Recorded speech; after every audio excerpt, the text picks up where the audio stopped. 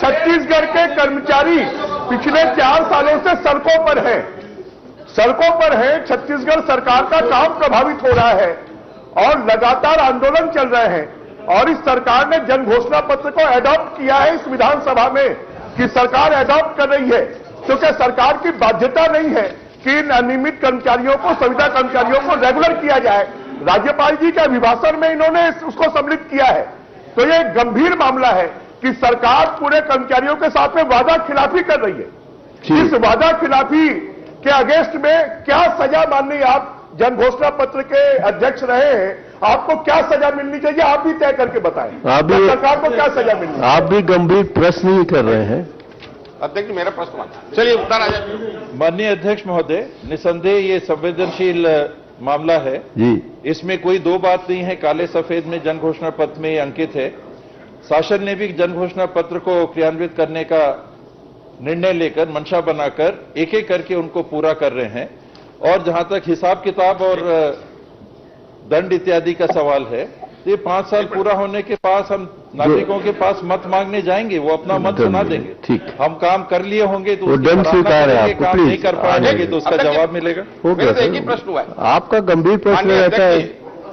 हो गया ना अब 17,611 कर्मचारी कार्यरत हैं। अनियमित संविदा दैनिक वेतन भोगी कर्मियों को रिक्त पदों में नियमितीकरण की कार्रवाई की जाएगी और किसी की भी छटनी नहीं की जाएगी। आपकी सरकार ने 5 नए जिले बनाए हैं, क्या वहां संविदा अनियमित कर्मचारी नहीं है क्या? ये जानकारी दे देंगे। माननीय अध्यक्ष जी, माननीय मंत्री जी ने अपने उत्तर में स्वीकार किया है लगभग 17,211 कर्मचारी अनियमित नियमित संविदा में काम कर रहे हैं। एक तो सारे कर्मचारियों की संख्या संयुक्त तो बता दी गई, मैंने पूछा था अलग अलग। चलिए इतना भी ठीक है। उसके बाद मैं आपसे पूछना चाहता हूं, मैंने आपने प्रश्न, क्या जन घोषणा पत्र में ऐसे कर्मचारी अधिकारियों को नियमित करने की घोषणा थी? आपने कहा है जी हां। और मैंने पूछा कितने नियमित किए गए, तो आपने लिखा है निरंक। अब सरकार का 4 साल का पीरियड बीत गया। कुल मिला के काम करने के लिए आपके पास 7-8 महीने का समय है। आप ये बता दीजिए, प्रश्न पूछिए ना उसमें महाराज। आप ये बता दीजिए इन कर्मचारियों को कब तक नियमित कर देंगे या नहीं करेंगे? ये चलिए महाराज, बस। माननीय मंत्री जी हाँ और निरंक के बारे में जवाब दे दीजिए। माननीय अध्यक्ष महोदय,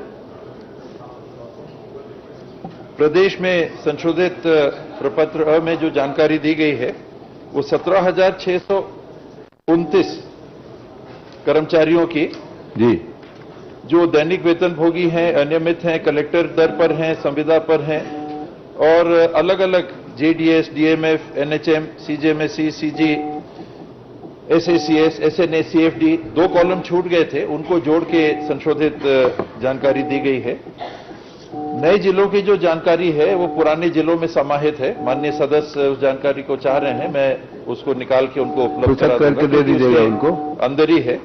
जहां तक घोषणा पत्र का सवाल है, इसमें ये प्रावधान हमने रखा था और विभाग की तरफ से भी आप लोग सबकी भी जानकारी में होगा कि अनेकों सभी विभागों से ये जानकारी शासन स्तर पर मंगाई जा रही है कि कितने कर्मचारी किस श्रेणी के किन विभागों में काम कर रहे हैं। तो स्वाभाविक है कि विभाग की तरफ से भी जो मांग गई है कि इनको हम नियमित करना चाहते हैं, तो वित्तीय प्रावधान और वित्तीय प्रबंधन होने के बाद में शासन इस पे विचार कर रही है, उस पे निर्णय होगा। धन्यवाद। माननीय अध्यक्ष जी, हो तो गया क्या? नहीं, माननीय मंत्री जी बोल रहे हैं जानकारी मंगाई जा रही है। अब ये जानकारी तो आपने मुझे उपलब्ध करा दी है कि इतने अनियमित नियमित संविदा हैं, 17,600 कुछ आप जो बताया। आप बोल रहे हैं वित्तीय संसाधन, आखिरी बजट आपकी सरकार पेश करने वाली है। आप कोई समय सीमा बताएंगे क्या? क्योंकि पहले बोलते थे तो आपको उत्तर रहता था 5 वर्ष में हमको पूरा करना है। चलिए ना, अब समय तो ये 5वां वर्ष पूरा हो गया। समय सीमा बता दीजिए, हम इतने दिन के अंदर इनको नियमित कर देंगे। आप समय सीमा बता दीजिए। यथाशीघ्र हो जाएगा अध्यक्ष महोदय। आने वाला बजट और उसके बाद उसमें नहीं समाहित होता है तो प्रयास जारी रहेगा। अनुपूरक बजट, समय सीमा वही है। माननीय अध्यक्ष जी, महाराज आप तो मान जाओ यार। अध्यक्ष महोदय, छन्नू साहू जी लंबे समय से इंतजार कर रहे हैं, उनको मौका हाँ, दिया दे जाए। रहे छन्नी साहब। अगले प्रश्नकर्ता को मौका दिया चलो चलो भाई, प्लीज प्लीज। ये बार बार समय अरे भाई, आप पूछिए बताइए। सदन का माननीय अध्यक्ष महोदय, आप बैठ जाओ ना, आपके कारण दे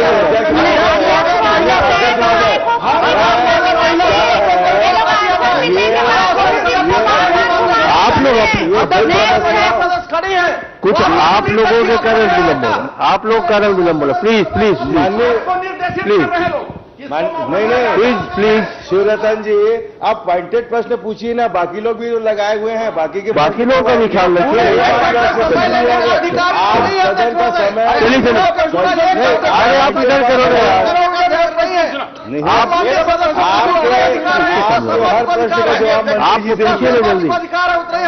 हम लोगों का भी प्रश्न लगा है। कर रहा हूं, कोविड काल में हजारों की संख्या में दैनिक वेतन में संविदा में कर्मचारियों को रखा गया और बाद में उनको निकाल दिया गया। और दुर्भाग्यजनक स्थिति पूरा देश पूछ रहा है कि 2 करोड़ लोगों को निकाला गया अरे 2 करोड़